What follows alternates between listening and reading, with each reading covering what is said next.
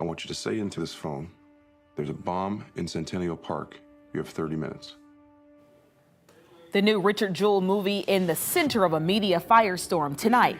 The reporter portrayed in the film is being defended by her roommate at the time during the 1996 Olympic Park bombing. Some say the film portrays Kathy Scruggs as a reporter who traded sex for stories. But her longtime friend tells Natisha Lance that could be further from the truth.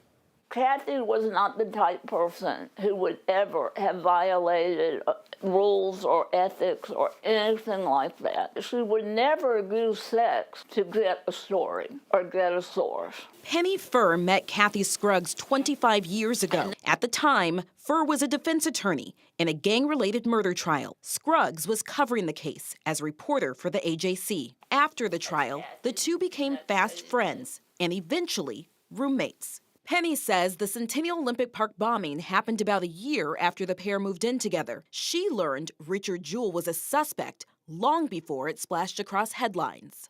She said she had sources inside the police department. Kathy was very colorful, very smart, extremely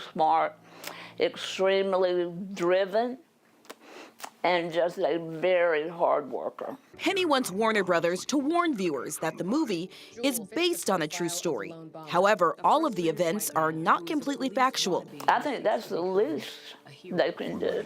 I think they should have come to talk to people that knew Kathy before, especially if they were putting something inflammatory like that in the movie. She believes the Jewell movie sacrificed accuracy for drama. Kathy did not deserve this.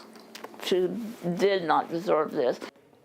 Penny has not decided if she's going to see the movie or not, but highly doubts it. More than anything, she wants people to know Kathy did not deserve this kind of treatment. Richard Jewell opens in theaters tomorrow.